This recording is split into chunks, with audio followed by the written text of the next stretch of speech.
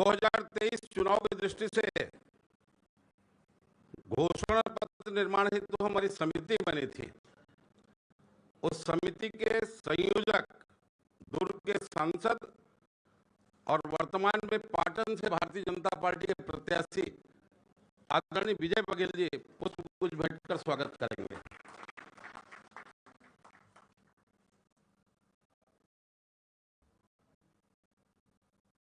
स्वागत के पश्चात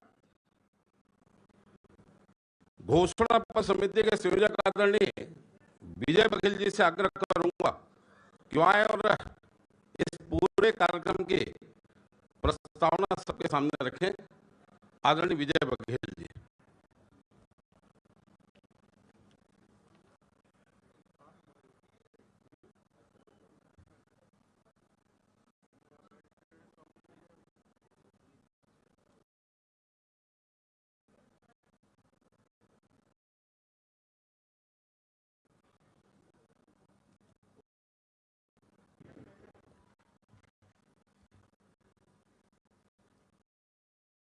आज हम सबका सौभाग्य कि हमारे देश के यशस्वी गृह मंत्री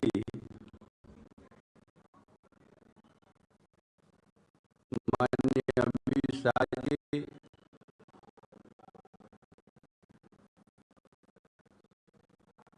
2023 के इस महत्वपूर्ण चुनाव के भारतीय जनता पार्टी के घोषणा पत्र की आज घोषणा करने जा रहे हैं। मैं घोषणा पत्र समिति की ओर से श्री सरोज पांडे जी, सम्माननीय बिजमोहन अग्रवाल जी,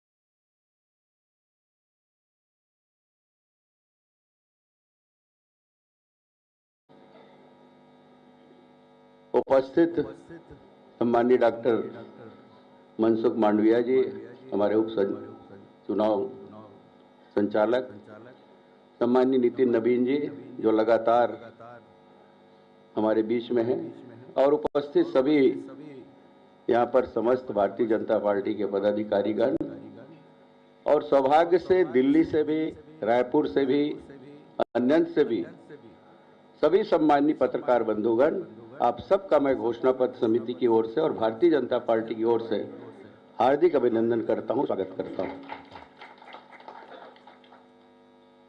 3 अगस्त को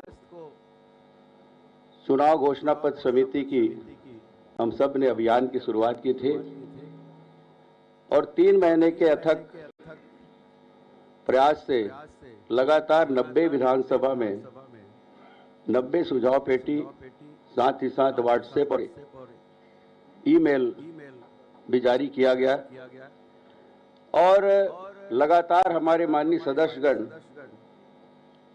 लगभग 35 सदस्य हमारी टीम बनी थी प्रदेश भारतीय जनता पार्टी के निर्देशन में, और हम सब ने मिलकर सभी वरिष्ठ जनों से, सभी समाज प्रमुखों से, सभी वर्गों से, नीचे से लेकर ऊपर स्तर तक, व्यापारीगण, खोमचे वाले, सब्जी वाले से लेकर बड़े उद्योगपति, सभी कर्मचारी अधिकारी, दैनिक वेतन भोगी से लेकर मंत्रालय तक के अधिकारी कर्मचारी से संपर्क किए और उनसे सुझाव लिए।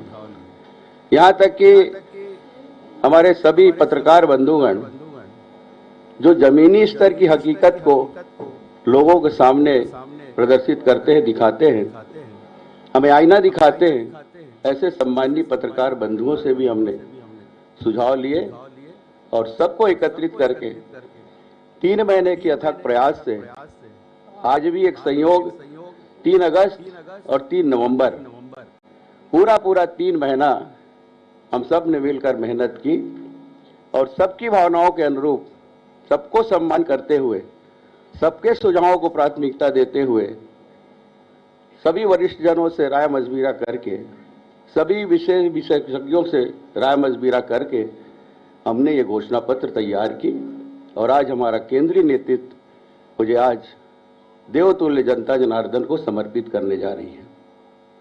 पूरे विश्वास के साथ ये हमारा अटल संकल्प है और हम भारतीय जनता पार्टी जो कहती है वो करती है, उस सत्य वाक को हम पूरा करेंगे।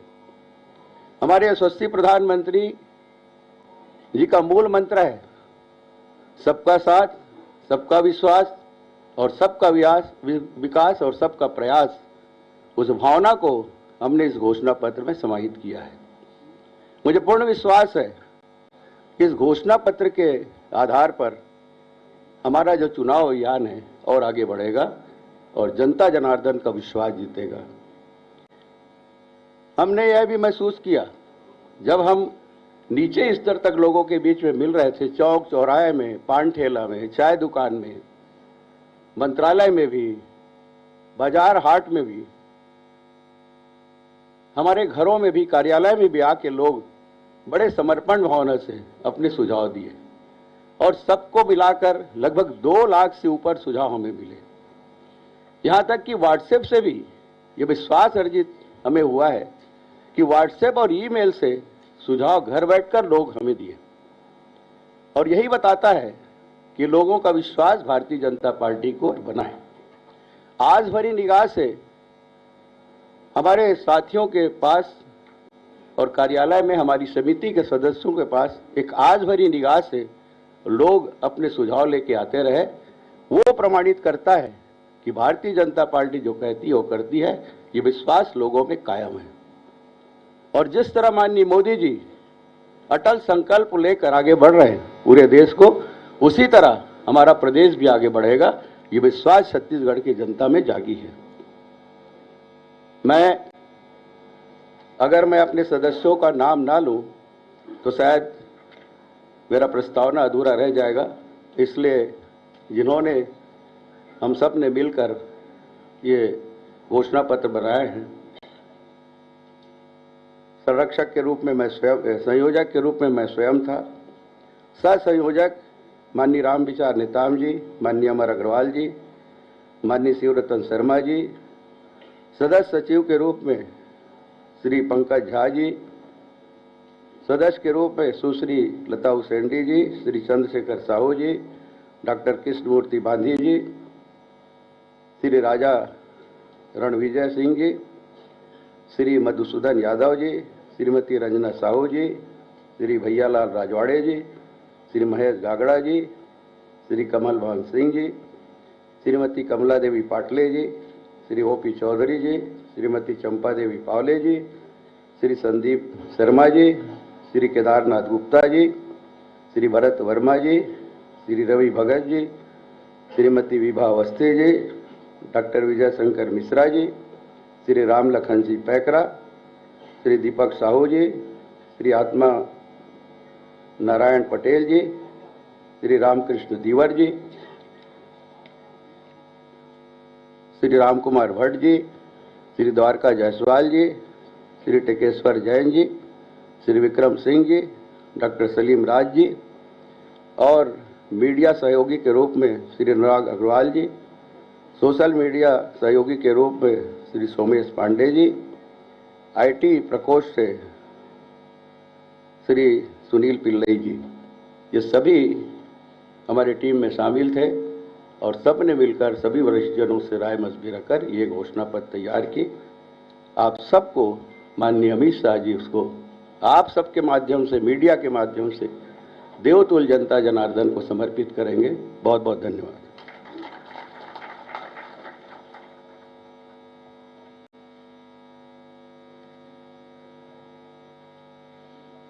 भारतीय जनता पार्टी जो कहती है वो करती है। 1998 के लोकसभा चुनाव के दौरान भारतीय जनता पार्टी के घोषणा पत्र में छत्तीसगढ़ राज्य निर्माण का वादा था और उस वादे को भारतीय जनता पार्टी ने छत्तीसगढ़ राज्य बनाकर पूरा किया। छत्तीसगढ़ भाजपा ने बनाया है, भाजपा ही संवारेगी।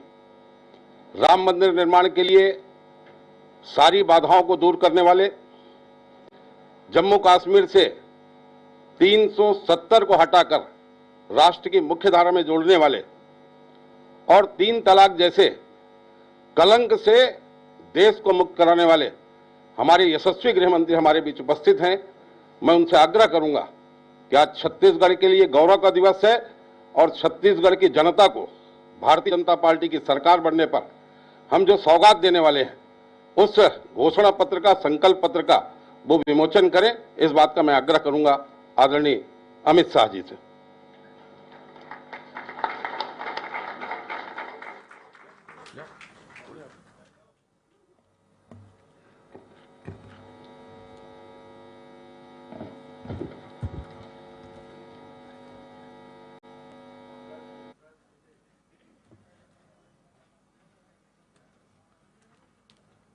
सामने आएंगे।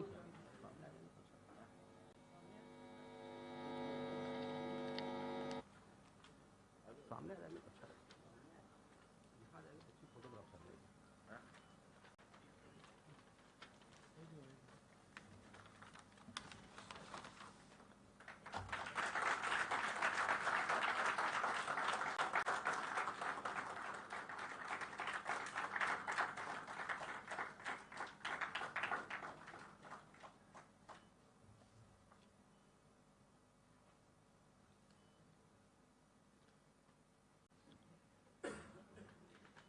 छत्तीसगढ़ के लिए मोदी की गारंटी 2023। माननीय हमारे यशस्वी गृह मंत्री उपस्थित हैं। मैं उनसे आग्रह करूंगा कि हमारे इस घोषणा पत्र के संबंध में छत्तीसगढ़ के सभी पत्रकार बंधु, मीडिया जगत के लोगों के सामने अपनी बात रखेंगे। माननीय अमित शाह जी।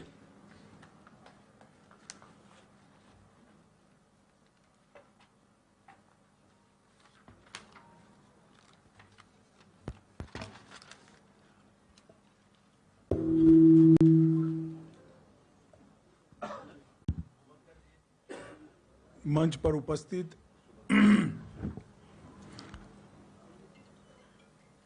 प्रदेश अध्यक्ष जी श्रीमान रमन सिंह जी, भारतीय जनता पार्टी के राष्ट्रीय उपाध्यक्ष और हमारे प्रभारी,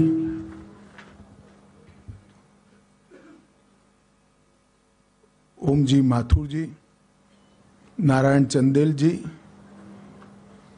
सरोज पांडे जी, विजय बघेल जी, रामविचार नेताम जी, ब्रिजमोहन अग्रवाल जी और यहाँ सभागार में उपस्थित सभी पत्रकार, छायाकार भाई बहन, आप सभी को नमस्कार।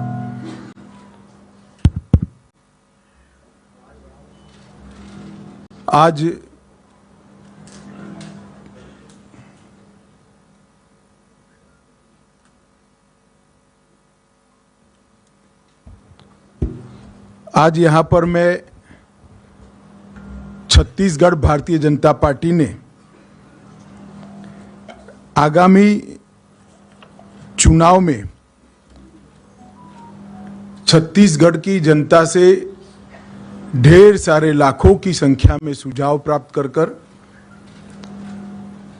जिस चुनाव के एजेंडे पर हम चुनाव लड़ने चाह रहे हैं, वो घोषणा पत्र को आप सबके सामने प्रस्तुत करने के लिए मैं यहां आया हूं। मित्रों, भारतीय जनता पार्टी का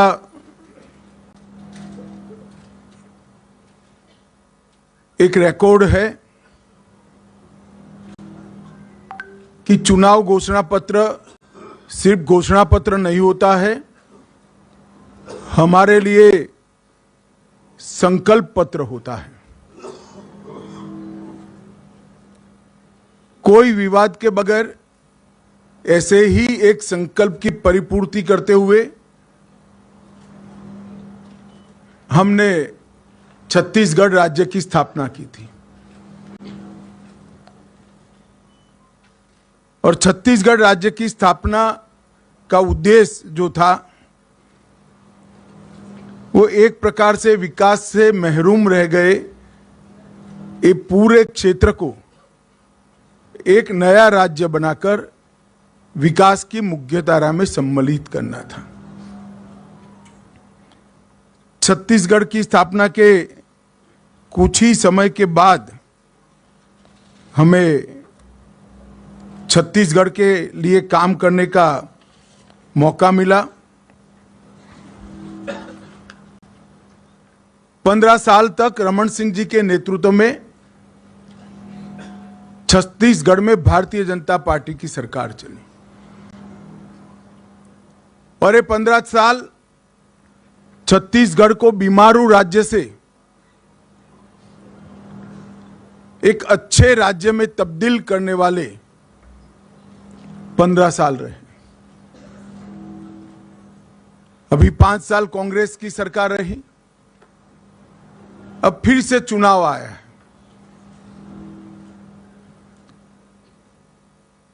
मुझे मालूम है यहां पर छत्तीसगढ़ की जनता परिवर्तन करने जा रही है। मैं छत्तीसगढ़ में घुमा हूं, जनता से संवाद भी किया है।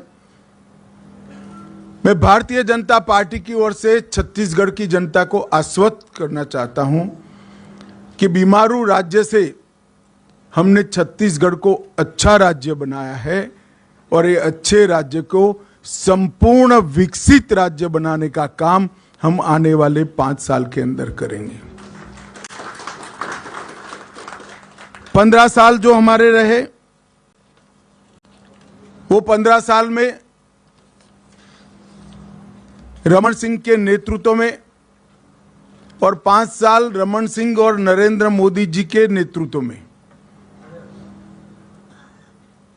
शुरुआत के 10 साल ढेर सारी अड़चनें होने के बावजूद भी हमने छत्तीसगढ़ का दिन दूना रात चौगुना विकास करने का काम किया। छत्तीसगढ़ के कई दुर्गम क्षेत्रों को नक्सलवाद के कहर से मुक्त करने का काम भारतीय जनता पार्टी की सरकार ने किया। छत्तीसगढ़ के इंफ्रास्ट्रक्चर को उठाने का काम भी भारतीय जनता पार्टी की सरकार ने किया। पोषण की गारंटी देने वाला समग्र देश में पहला राज्य छत्तीसगढ़ बना। मनरेगा में 150 दिन की रोजगारी देने वाला भी सबसे पहला राज्य छत्तीसगढ़ बना।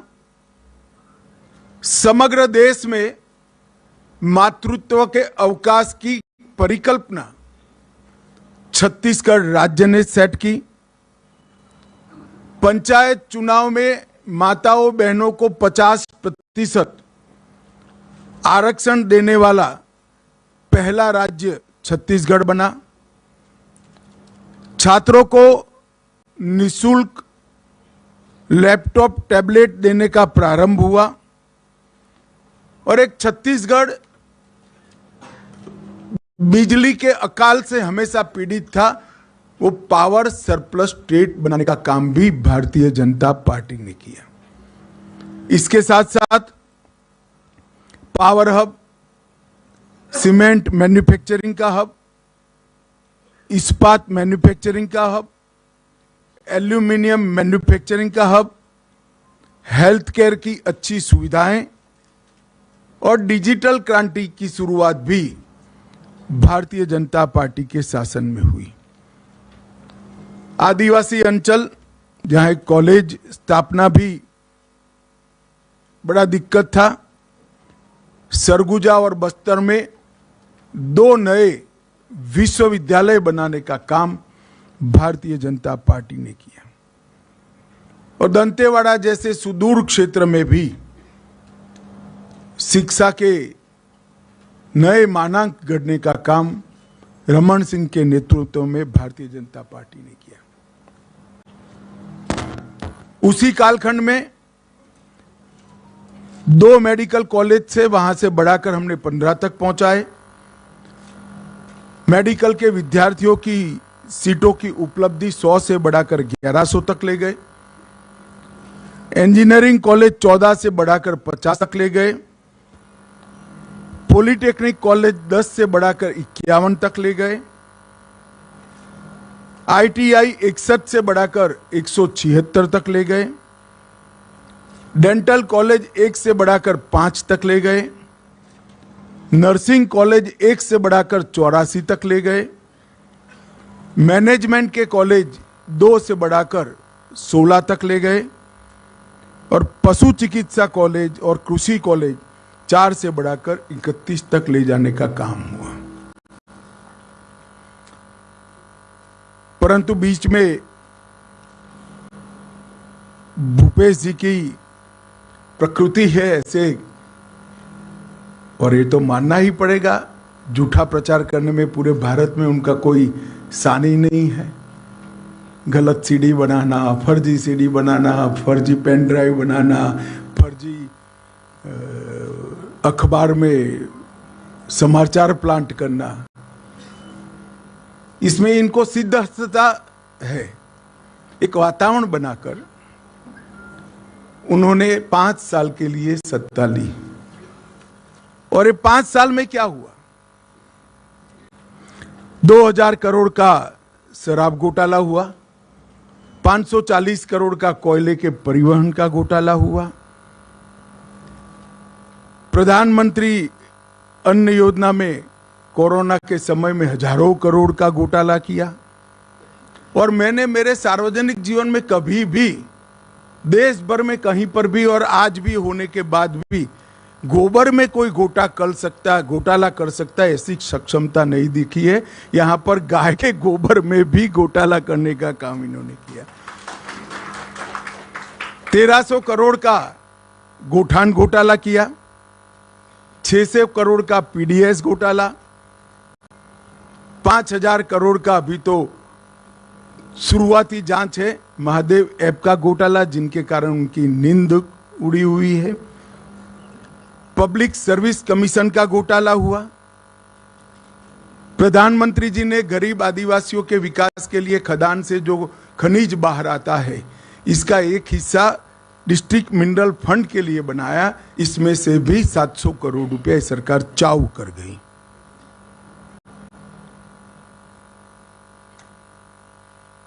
भर्ती की स्थिति ऐसी रही कि भ्रष्टाचार के कारण दलित युवाओं ने निवस्त्र होकर रायपुर के अंदर जुलूस निकालना पड़ा, निवस्त्र जुलूस निकालना पड़ा। फिर भी इनको जरा भी शर्म नहीं आती है और बड़े धड़ल्ले से विश्वास के साथ कहते हैं कि हमने विकास के काम किए हैं, हमने प्रगति की है। प्रगति तो हुई है, मगर भ्रष्टाचार में प्रगति हुई है। मित्रों, 5 साल के अंदर कानून और व्यवस्था के मुद्दे पर ये सरकार फिसड्डी साबित हुई है। 300 से ज्यादा वादे जो किए थे वो पूरे न करने वाली, ये वादा खिलाफी करने वाली सरकार है। विकास को सर्वदृष्टि से अवरुद्ध करने वाली सरकार है। अरे गरीब आदिवासी बहनों को चरण पादुकाएं देने का कार्यक्रम था, वो भी बंद कर दिया। तेंदुपत्रा संग्राहकों को बोनस बंद कर दिया। इनकी बोरियों की गठों की संख्या को आधे से कम कर दिया। ओबीसी कल्याण के सारे कामों को तितर बितर करने का काम कर कर परम सीमा पर जातिवाद को पहुंचाया। तुष्टीकरण का हाल यह है कि भुवनेश्वर साहू को लॉन्च कर मार डाला, मगर वोट बैंक के कारण उनके हत्यारों के खिलाफ कोई कठोर कार्यवाही नहीं हो रही है। हर दृष्टि से छत्तीसगढ़ बनाने के जो उद्देश्य है, ये उद्देश्य को डिफीट करने का काम भूपेश बघेल सरकार ने किया है। मैं छत्तीसगढ़ में लगभग विगत 3 महीनों में 10 बार आया हूं। जनता से भी संवाद किया है, व्यापारियों से भी किया है, आदिवासियों से भी किया है, युवाओं से भी किया है, महिलाओं और दलितों से भी किया है। ओबीसी समाज के भी ढेर सारे नेता को मैं मिला हूं। सर्वदूर एक भावना बनी है कि इस बार यहां परिवर्तन होने वाला है, मगर फिर भी हम जो वादे करते हैं वो जिम्मेदारी के साथ करते हैं। ये भारतीय जनता पार्टी का ट्रैक रिकॉर्ड है। हमने जब जब भी वादे किए तो जिम्मेदारी के साथ किए, और हमने छत्तीसगढ़ को वादा किया था कि हम छत्तीसगढ़ के विकास के लिए काफ़ी कुछ करेंगे। मैं आज आप सबके माध्यम से छत्तीसगढ़ की जनता को बताना चाहता हूं, 10 साल सोनिया मनमोहन की सरकार रही और 9 साल मोदी जी की सरकार रही। ये 10 साल में डिवोल्यूशन फंड और ग्रांट इन एड में सोनिया मनमोहन सरकार ने 77,000 करोड़ रुपया छत्तीसगढ़ के लिए लिया था, और हमने 9 साल में 77,000 करोड़ को बढ़ाकर 3 लाख करोड़ रुपया छत्तीसगढ़ के विकास के लिए भेजने का काम किया। 9,000 करोड़ से ज्यादा रोडवेज के काम किए हैं।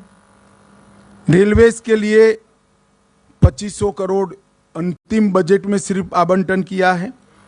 162 करोड़ की लागत से रायपुर एयरपोर्ट का उन्नयन मोदी जी कर रहे हैं। 42 एकलव्य आदिवासी विद्यालय बनाए हैं। 500 मेगावाट की क्षमता के सोलर पार्क की स्थापना की है। पिछले 3 वर्षों में नक्सल प्रभावित एरिया में 1200 बैंक की शाखाएं, 5000 डाकघर और 2300 मोबाइल टावर बनाकर वहां पर रीच बढ़ाने का काम ये भारतीय जनता पार्टी की सरकार ने किया है। जगदलपुर में 2 ट्राइब्स इंडिया शोरूम बनाने का काम किया है, और ढेर सारे गरीब कल्याण के काम मोदी जी ने यहां पर किए हैं, जिसकी बहुत लंबी सूची है, मैं बताना नहीं चाहता हूं। परंतु मैं इतना जरूर बताना चाहता हूं कि छत्तीसगढ़ के हर गरीब को घर में बिजली, शुद्ध पीने का पानी, गैस का सिलेंडर, शौचालय, और इसको 5 लाख तक की सारी स्वास्थ्य की सुविधाएं, और प्रति व्यक्ति प्रति माह 5 किलो अनाज देने का काम कर कर नरेंद्र मोदी जी ने हमारी सरकार न होने के बावजूद भी छत्तीसगढ़ की जनता की सेवा बहुत प्रमुखता के साथ और एग्रेसिवनेस के साथ की। परंतु मैं छत्तीसगढ़ की जनता को कहना चाहता हूं कि मोदी जी जो करना चाहते हैं उसमें श्रीमान बघेल सबसे बड़ा विज्ञ है, और ये विघ्न मोदी जी को छत्तीसगढ़ का डेवलपमेंट नहीं करने देता है। उनको डर है कि अगर ये सारे काम हो गए तो भारतीय जनता पार्टी लोकप्रिय बन जाएगी और उनकी कुर्सी चली जाएगी। भूपेश बाबू, कुर्सी तो वैसे ही जाने वाली है, क्योंकि 5 साल तक आपने कांग्रेस हाईकमांड के एटीएम बनने के अलावे कोई काम नहीं किया है। हजारों करोड़ रुपया छत्तीसगढ़ के गरीब जनता का कांग्रेस के एटीएम में डालकर दिल्ली पहुंचा है। हमने लाखों लोगों के साथ चर्चा कर कर एक घोषणा पत्र तैयार किया है। मोदी गारंटी के सभी चीजों को तो मैं नहीं पढ़ता, परंतु इसमें से वादों को मैं आप सब लोगों के सामने जरूर रखना चाहता हूं। हमने तय किया है कि कृषि उन्नति योजना की शुरुआत करेंगे, जिसके अंतर्गत 21 क्विंटल प्रति एकड़ धान, चिंता मत करो, मैं फिर से बोलता हूं, 21 क्विंटल प्रति एकड़ धान 3100 रुपये के मूल्य से हम खरीद करेंगे।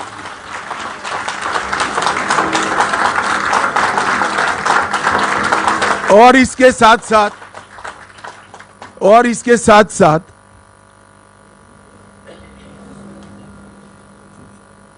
एक मुफ्त भुगतान उसका कर कर किसान को इसकी राह नहीं देखनी।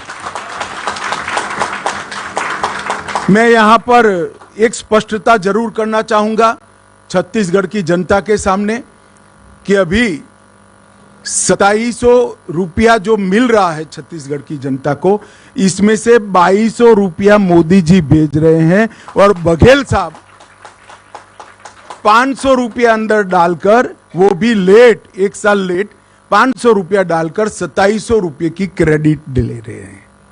अब मैं बताता हूं 3131 रुपया भारतीय जनता पार्टी की डबल इंजन सरकारों का होगा और साथ में एक मुफ्त भुगतान भी हम करेंगे।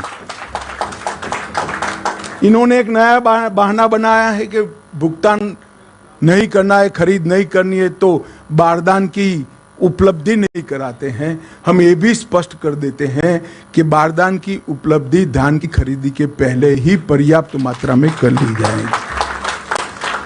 इन्होंने वादा किया था हर महीना महतारी वंदन योजना के तहत हम महिलाओं को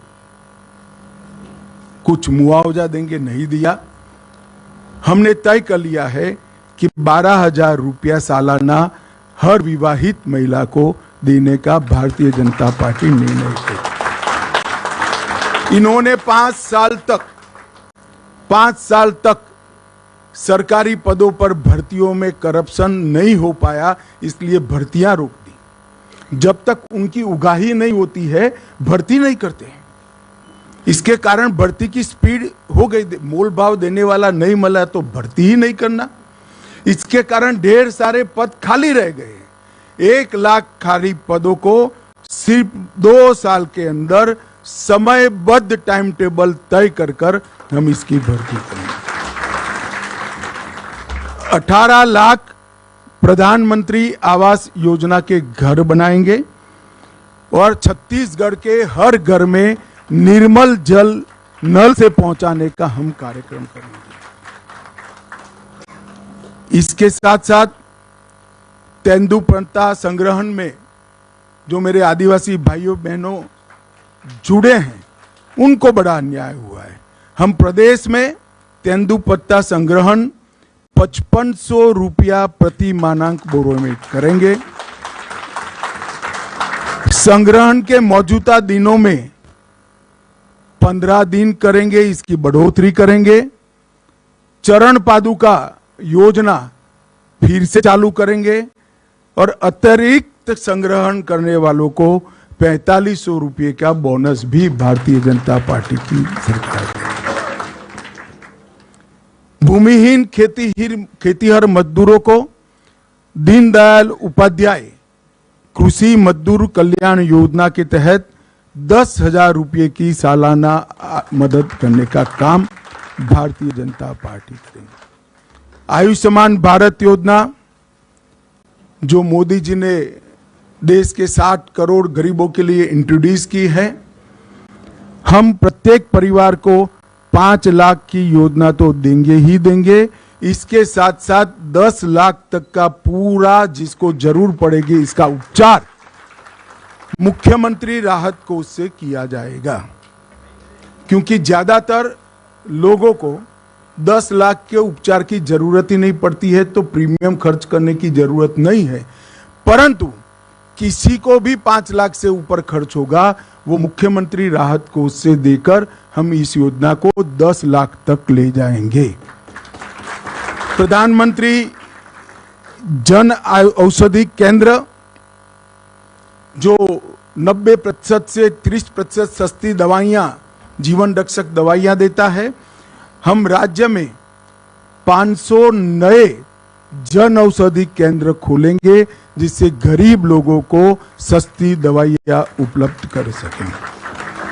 हमें सुनिश्चित करेंगे कि पब्लिक सर्विस कमीशन की परीक्षा में पारदर्शिता होगी और इसको इस तर्ज पर करेंगे कि 5 साल में एक भी भर्ती घोटाला किसी के सामने नहीं आएगा। इसके साथ साथ भर्ती घोटाले में जो घपले करे हैं वो निश्चिंतता के साथ न सोए। आज से आप माला करना शुरू कर दो। सरकार आते ही आपके खिलाफ कठोर क्रिमिनल जांच की हम घोषणा करते हैं। छत्तीसगढ़ की उद्यम क्रांति के लिए डिटेल बाद में दिया जाएगा, परंतु जो युवा एक सीमा मर्यादा में नया उद्योग डालेंगे, इसको 50% सब्सिडी के साथ ब्याजमुक्त कार्यशील मूडी का हम भुगतान करेंगे। स्टेट कैपिटल रीजन एनसीआर की तर्ज पर रायपुर, नया रायपुर, दुर्ग और भिलाई नगर क्षेत्र को मिलाकर एक एससीआर बनाएंगे, जिससे नगर आयोजन ढंग से हो और जमीनों की कालाबाजारी न हो। सेंट्रल भारत का इनोवेशन हब बनाने के लिए हम रायपुर में एक बहुत बड़ा इनोवेशन का केंद्र बनाएंगे, जिससे कम राज्य के अंदर 6 लाख से ज्यादा रोजगार उत्पन्न होंगे। रानी दुर्गावती योजना बीपीएल वर्ग की बालिकाओं के जन्म पर 1,50,000 रुपया उनको वयस्क होने पर मिले, इस प्रकार की हम रानी दुर्गावती योजना लेकर आएंगे। और माताओं बहनों को मोदी जी ने गैस का कनेक्शन दिया है। छत्तीसगढ़ सरकार 500 रुपये में गैस का सिलेंडर देने की भी घोषणा करती है। और इसके साथ साथ हम कॉलेज आने जाने के लिए डायरेक्ट बेनिफिट ट्रांसफर के माध्यम से मासिक ट्रैवल अलाउंस भी लेंगे। जो मैंने आगे कहा, हजारों करोड़ का घपला घोटाला हुआ है। घोटाला किसने किया उसका महत्व नहीं है, जनता का पैसा है, पाई पाई वापिस खजाने में आनी चाहिए। हमारी सरकार का नीति है भ्रष्टाचार के खिलाफ जीरो टॉलरेंस का। भ्रष्टाचार के खिलाफ जांच आयोग भी बनाएंगे और क्रिमिनल इन्वेस्टिगेशन की भी हम शुरुआत करेंगे। एम्स के तर्ज पर Chhattisgarh institute of medical science CIMS, हर लोकसभा क्षेत्र में आईआईटी की तर्ज पर CIT Chhattisgarh institute of technology और हर संभाग में सिम्स, इसकी रचना कर कर पढ़ाई लिखाई, रोजगार युक्त पढ़ाई लिखाई और स्वास्थ्य की सुविधा दोनों को छत्तीसगढ़ सरकार ताकत देगी। दोनों सिम्स और सीट के मॉडल भी हमने बना लिए हैं कि वो किस तर्ज पर काम करेंगे और इसके मानांक क्या होंगे। इन्वेस्ट छत्तीसगढ़ सम्मेलन की शुरुआत कर कर वैसे भी इन्वेस्टमेंट आएगा, भ्रष्टाचार नहीं होगा, मगर फिर भी एकल खिड़की योजना शुरू कर कर इन्वेस्ट छत्तीसगढ़ सम्मेलन की फिर से शुरुआत कर कर हम इन्वेस्टमेंट को यहाँ लाएंगे। सरकार तुहर द्वार के माध्यम से लोकाभिमुख एडमिनिस्ट्रेशन की दिशा में हम आगे बढ़ेंगे। शक्तिपीठ परियोजना के तहत 1000 किलोमीटर लंबी शक्तिपीठ परियोजना छत्तीसगढ़ के 5 शक्तिपीठ को और उत्तराखंड के 4 धाम की यात्रा के तर्ज पर विकसित कर कर छत्तीसगढ़ को यात्रा धाम के क्षेत्र में, टूरिज्म के क्षेत्र में एक नई ऊंचाई पर ले जाएंगे। और सबसे अंतिम है, अयोध्या में राम मंदिर बन रहा है। 22 जनवरी को मोदी जी इसका प्राण प्रतिष्ठा करने वाले हैं। छत्तीसगढ़ के गरीब लोगों को राम लल्ला के दर्शन के लिए राम लल्ला दर्शन योजना भी हम लेकर आएंगे, जिससे राम लल्ला के दर्शन करें।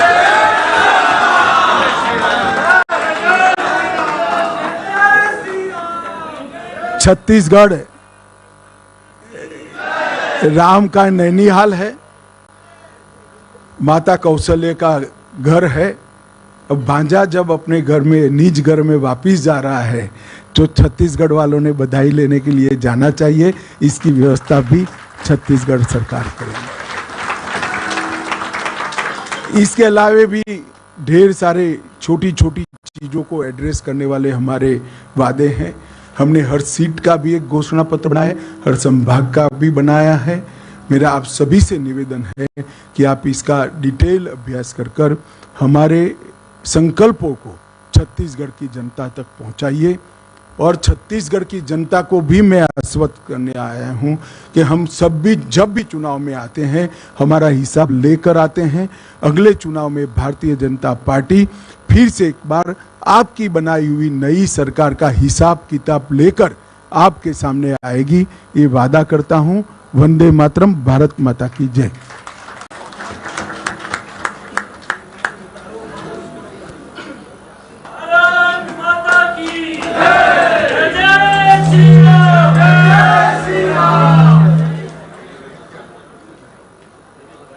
मोदी की गारंटी 2023 हमारे यशस्वी नेता आदरणीय गृह मंत्री आदरणीय अमित शाह जी द्वारा इसका आज विमोचन किया गया। आज छत्तीसगढ़ के लिए गौरव का दिन है और भारतीय जनता पार्टी की सरकार बनने के पश्चात छत्तीसगढ़ के विकास की पूरी जो हमारा जो संकल्प होगा वो आज प्रस्तुत हुआ है। मैं घोषणा पत्र समिति के निर्माण समिति के सह संयोजक आदरणीय अमर अग्रवाल जी को आमंत्रित करूंगा कि वो आए और सभी के प्रति धन्यवाद ज्ञापित करें। आदरणीय अमर अग्रवाल जी।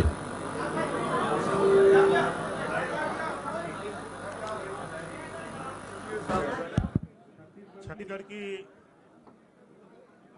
आम भावनाओं को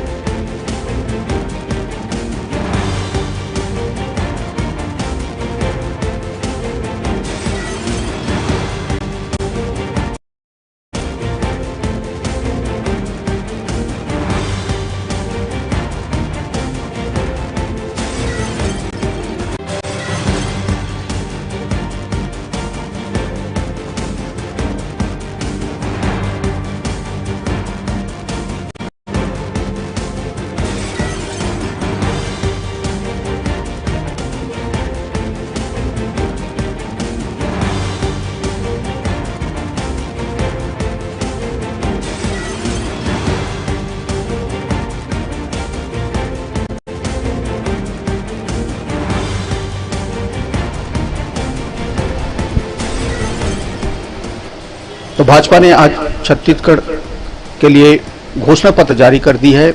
बता दें कि घोषणा पत्र में संकल्प पत्र जो दिया गया उसको मोदी की गारंटी का नाम दिया गया है। घोषणा पत्र में किसी उन्नति योजना का जिक्र किया गया है जिसके अंतर्गत 21 क्विंटल प्रति एकड़ धान जो 3100 रुपये समर्थन मूल्य में खरीदी की बात कही गई है।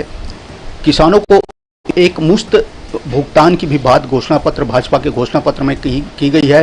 इसी तरह जो 12,000 रुपये सालाना जो हर विवाहित महिला को दिए जाने की बात कही गई है। 18 लाख प्रधानमंत्री आवास योजना घर बना के देने की बात कही गई है। बता दें कि आज जो भाजपा के जो केंद्रीय मंत्री अमित शाह गृह मंत्री उन्होंने आज घोषणा पत्र जारी किया है। इसके अंतर्गत हर घर में निर्मल जल प्रदान करने की भी बात कही गई है। साथ ही साथ 5500 रुपये प्रति मानक तेंदुपत्ता खरीदी की बात कही गई है। भूमिहीन मजदूरों को 10,000 सालाना की मदद की घोषणा पत्र में जिक्र है। इसी तरह आयुष्मान योजना में जो 5 लाख था उसको बढ़ाकर 10 लाख तक उपचार के लिए मदद की बात भी कही गई है। इसी के साथ साथ जो प्रधानमंत्री जन औषधि केंद्र है उसकी संख्या 500 करीब जन औषधि केंद्र छत्तीसगढ़ में खोले जाएंगे। भाजपा सरकार आते ही पीएससी घोटाले की जांच की जाएगी, यह भी गृह मंत्री ने भाजपा के घोषणा पत्र में रखी है इस बात को।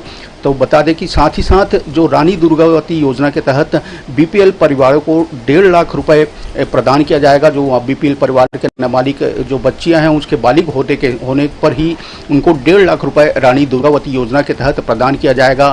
साथ ही साथ एक बड़ी जो घोषणा जो कांग्रेस ने भी की थी उसी को काट करते हुए 500 रुपये में घरेलू गैस सिलेंडर देने की भी योजना लागू करने की बात भाजपा के घोषणा पत्र में प्रमुखता से रखी गई है। साथ छत्तीसगढ़ के हर संभाग में सिम्स की स्थापना करने की बात घोषणा पत्र में प्रमुखता से है। इसी के साथ ही छत्तीसगढ़ में इन्वेस्ट को बढ़ावा देने के लिए जो बाहरी इन्वेस्ट है उसको बढ़ावा देने के लिए इन्वेस्ट छत्तीसगढ़ योजना की बात भाजपा के घोषणा पत्र में की गई है। साथ ही साथ एक जो बड़ी घोषणा है वो है कि जो अयोध्या में जो राम मंदिर बन रहा है उसके दर्शन के लिए राम लला दर्शन योजना छत्तीसगढ़ में लाई जाएगी ताकि यहाँ के लोग जो अयोध्या में राम मंदिर नया जो निर्माण हो रहा है उसकी आसानी से दर्शन कर सकें। तो बता दें कि भाजपा का बहुप्रतीक्षित घोषणा पत्र जिसे उन्होंने संकल्प पत्र नाम दिया दिया है, मोदी की गारंटी नाम दिया है, उसकी आज विधिवत घोषणा कर दी गई है। इसमें कृषि उन्नति योजना की बात कही गई है। सबसे बड़ी बात घोषणा पत्र में जो किसानों के लेकर आई है वो है 21 क्विंटल प्रति एकड़ धान खरीदी की बात कही गई है, जिसका 3100 रुपये मूल्य में खरीदी होगी, इसका जिक्र है। साथ ही साथ इसका भुगतान भी किसानों को किस्त में न देकर एक मुश्त करे जाने की बात भाजपा के घोषणा पत्र में प्रमुखता से है। तो किसानों को लेकर एक बड़ी घोषणा भाजपा ने आज की है। बता दें कि 21 क्विंटल प्रति एकड़ धान खरीदने की बात भाजपा ने अपने घोषणा पत्र में लिखी। धान 3100 रुपये समर्थन मूल्य में खरीदने की बात कही गई है। बता दें कि इसका एक मुश्त भुगतान करने की बात भी घोषणा पत्र में प्रमुखता से की गई है।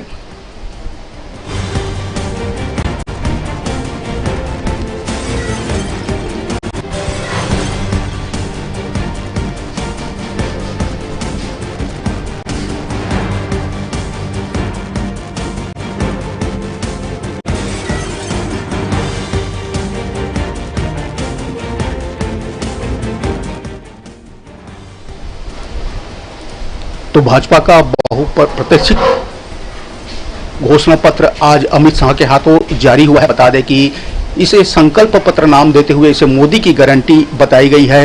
योजना में किसानों के लिए बड़ी घोषणा की गई है। बता दें कि 21 क्विंटल प्रति एकड़ धान खरीदी की बात घोषणा पत्र में प्रमुखता से है, जिसका 3100 रुपये समर्थन मूल्य में खरीदी की बात कही गई है, जिसका भुगतान किसानों को एक मुश्त किया जाएगा। साथ ही साथ 18 लाख प्रधानमंत्री आवास योजना की भी बात घोषणा पत्र में है। बता दें कि छत्तीसगढ़ के लोगों को 18 लाख प्रधानमंत्री आवास योजना घर बना के दिया जाएगा। साथ ही साथ प्रत्येक घर में निर्मल जल प्रदान करने की बात भी घोषणा पत्र में प्रमुखता से लिखा है। भूमिहीन मजदूरों को 10,000 सालाना की मदद की बात घोषणा पत्र में है। इसी के साथ साथ भाजपा के घोषणा पत्र में आयुष्मान योजना, जिसकी जो पहले 5 लाख रुपए उपचार की में मदद होती थी, उसको बढ़ाकर दिया गया है, यानी 10 लाख रुपए तक का उपचार हेतु मदद किया जाएगा। साथ ही साथ प्रधानमंत्री जन औषधि केंद्र की संख्या 500 जन औषधि केंद्र खोले जाने की बात कही गई है। एक जो मुख्य मुद्दा है, जो पीएससी घोटाले के जिक्र पिछले कई महीनों से छत्तीसगढ़ में हो रहा था, उसकी भी जिक्र इस घोषणा पत्र में है। बता दें कि भाजपा सरकार आते ही पीएससी घोटाले की जांच प्रमुखता से की जाएगी, यह बात जोर रखते हुए अमित शाह ने आज रायपुर में कही है। साथ ही साथ रानी दुर्गावती योजना, जो बीपीएल परिवार के जो बालिका रहती हैं, उनके बालिग होने पर 1.5 लाख उनको सहायता राशि दिया जाएगा। बता दें कि 500 रुपए घरेलू गैस देने की योजना भी प्रमुखता से लागू की जाएगी।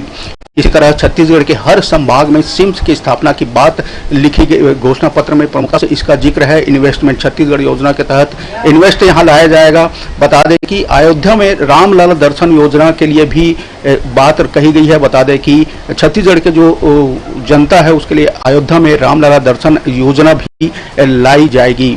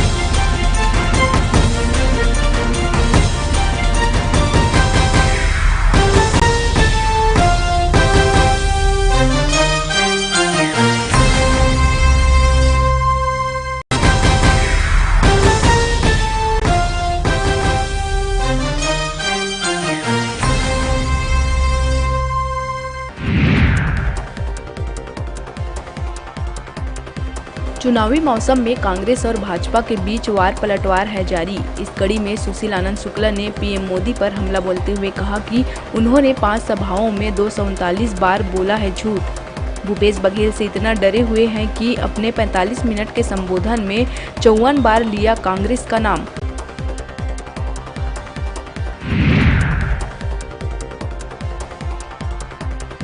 विधानसभा चुनाव के मद्देनजर कांग्रेस के आला नेताओं का छत्तीसगढ़ दौरा है जारी। इस कड़ी में 6 नवंबर को प्रियंका गांधी और 8 नवंबर को राहुल गांधी प्रदेश का करेंगे दौरा। आज कांग्रेस अध्यक्ष मल्लिकार्जुन खड़गे आ रहे हैं छत्तीसगढ़। वे अभनपुर में सभा को करेंगे संबोधित।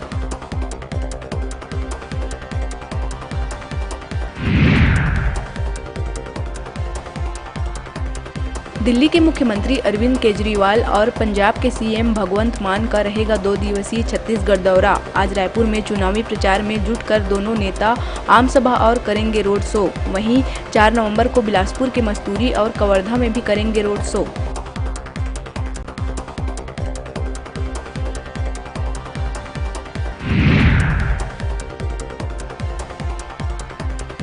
बलरामपुर के सामरी विधानसभा में कांग्रेस को लगा एक और झटका। विधायक चिंतामणि महाराज के बाद जनपद पंचायत कुसमी के अध्यक्ष हुमन सिंह ने भी थामा भाजपा का दामन। भाजपा नेताओं की मौजूदगी में 9 मतदाता सम्मेलन में जनपद पंचायत अध्यक्ष ने किया भाजपा प्रवेश।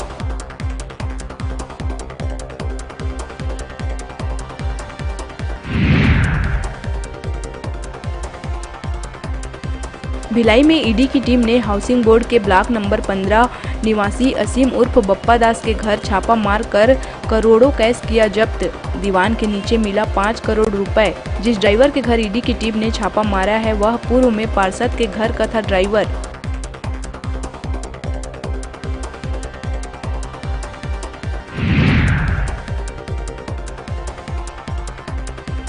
बलरामपुर बसंतपुर थाना क्षेत्र के करमडीहा गांव में मॉर्निंग वॉक पर निकले रिटायर्ड आर्मी जवान की दिन दहाड़े अज्ञात बदमाशों ने चाकू मारकर कर दी हत्या।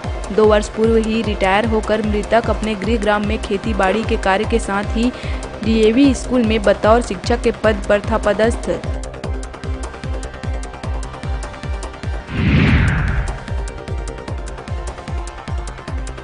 कोरबा कटघोरा रोड दीपका के रिहायशी इलाके में अवैध भंडारण कर रखे गए 33 लाख का पटाखा किया गया जब्त।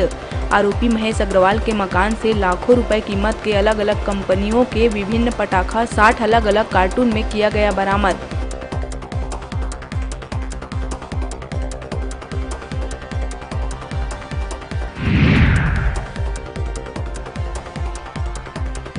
छत्तीसगढ़ में हल्की और गुलाबी ठंड ने दे दी है दस्तक। पिछले 2 हफ्तों से प्रदेश के मौसम में देखने को मिल रहा है बदलाव। मौसम विभाग के अनुसार प्रदेश के 1-2 स्थानों पर हल्की वर्षा होने की है संभावना। इस तरह की स्थिति 2-3 दिनों तक बने रहने की है संभावना।